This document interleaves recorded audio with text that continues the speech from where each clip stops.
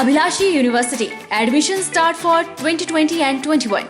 BAMS, D Pharmacy Ayurveda, BSc Honors Agriculture, Diploma in Agriculture, MSc Agriculture, D Pharmacy, B Pharmacy, M Pharmacy, BTech Computer Science and Engineering, PGDCA, MBA, MTech Civil Engineering, Mechanical Engineering, Computer Science and Engineering, 2-year Veterinary Pharmacist Training Course.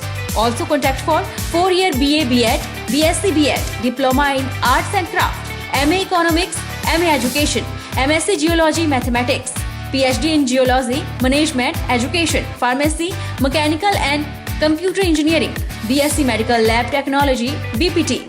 Contact for admission. Abhilashi University, Chalchawk, District Mandi, Himachal Pradesh.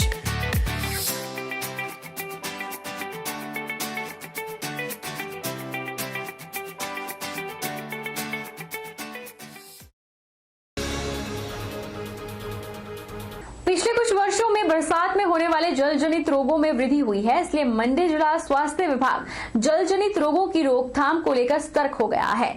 जल जनित रोगों की रोकथाम के लिए स्वास्थ्य विभाग के द्वारा 27 जुलाई से लेकर 11 अगस्त तक इंसेंटिफाइड डायरिया कंट्रोल फोर्टनाइट मनाया जाएगा।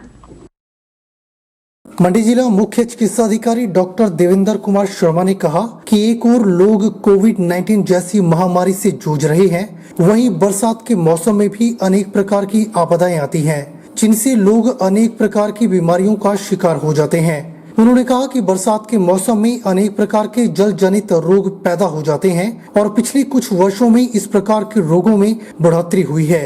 इसलिए मंडी जिला स्वास्थ्य विभाग के द्वारा 27 जुलाई से लेकर 11 अगस्त तक इंटेंसिफाइड डायरिया कंट्रोल फोर्टनाइट बनाया जाएगा और इस अभियान के तहत स्वास्थ्य कर्मी और आशा कार्यकर्ताओं के द्वारा 0 से 5 वर्ष तक की आयु के बच्चों पर फोकस किया जाएगा कि बच्चों को उल्टियां या दस्त तो नहीं है और उन्हें जीवन रक्षक घोल सुनिश्चित किया जाएगा।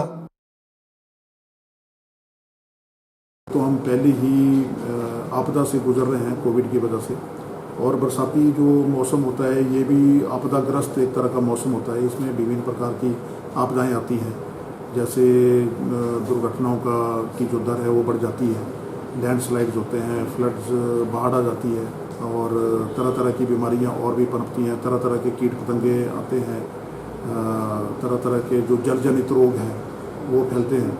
जल जनित रोगों का भी थोड़ी सी बढ़ोतरी देखने में आई है, हर वर्ष ही बरसात के सीज़न में आती है और इसके लिए भी एक इंटेंसिफाइड डायरिया कंट्रोल फोर्टनाइट मनाया जा रहा है, जो 23 जुलाई से लेके 11 अगस्त तक मनाया जाएगा। इसमें जो हमारे स्वास्थ्य कर्मी हैं और आशा बहनें हैं, उनके द्वारा जो 0 से 5 वर्ष के बच्चे हैं उनके ऊपर फोकस किया जाएगा कि अगर उनमें कोई उल्टी और दस्त वर्गी कोई रोग है तो उसको कंट्रोल करने के लिए जो हम जीवन रक्षक घोल ओरल रिहाइड्रेशन सोल्यूशन जिसको बोलते हैं, उसके ऊपर फोकस किया जाएगा कि उसकी उपलब्धता बनी रहे।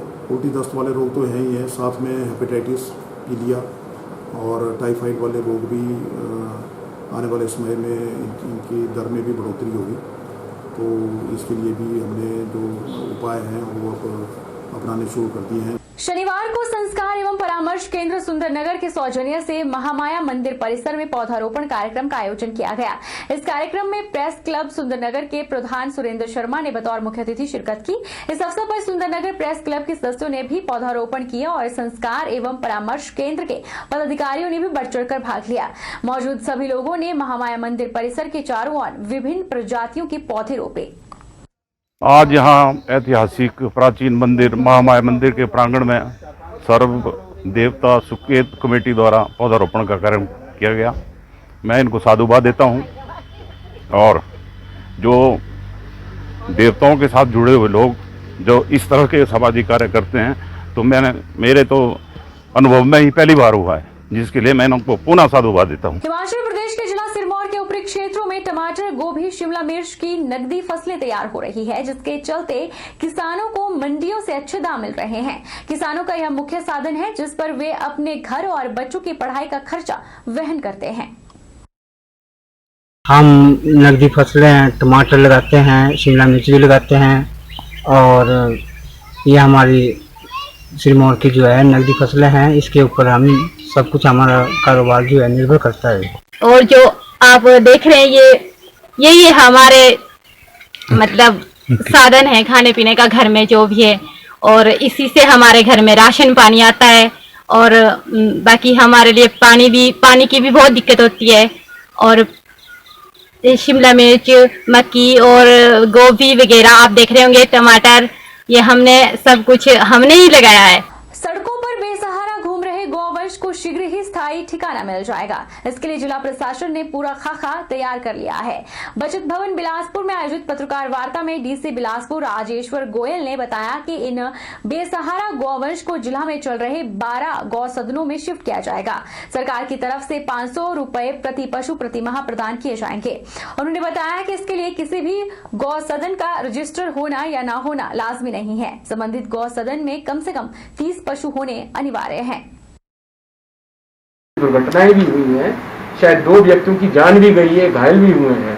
जैसे जो मेरा ख्याल है बुल का अटैक हुआ था कुछ वर्षों पहले, तो उस तरह की घटनाओं की पुनरावृत्ति ना हो। या जैसे पीछे भराड़ी में तेंदुआ जो है वो क्या नाम वहाँ पर एंट्रैप हो गया था, तो उसको निकालने के लिए जैसे wild life range forest department आगे आया था, तो एनिमल हस्बेंड्री को भी हम उसमें इक्विप कर रहे हैं। नैना देवी की पहाड़ियों के बीच में बसा प्राकृतिक सौंदर्य से भरपूर काला जोहड़ नामक प्राचीन धार्मिक स्थल है। आज ज्येष्ठ शनिवार के दिन हम आपको इस प्राचीन, अद्भुत और चमत्कारिक मंदिर के दर्शन करवाते हैं। यहाँ पर प्राचीन तालाब है जहाँ स्नान मात्र से संतान की प्राप्ति होती है, जादू टोने का नाश होता है।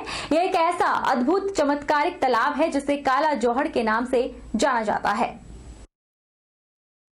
नैना देवी की ऊंची पहाड़ियों के बीच में मंडियाली ग्राम पंचायत के पास काला जोहड़ नामक धार्मिक स्थल श्रद्धालुओं की भरपूर आस्था का केंद्र है। कहा जाता है कि इस प्राचीन तालाब में स्नान करने मात्र से मनुष्य के जादू टोना, रोग कष्ट दूर हो जाते हैं। इसके अलावा जिस भी दंपति को संतान नहीं होती, अगर वह इस तालाब में तारों की छांव में स्नान करते हैं तो उन्हें संतान की प्राप्ति होती है।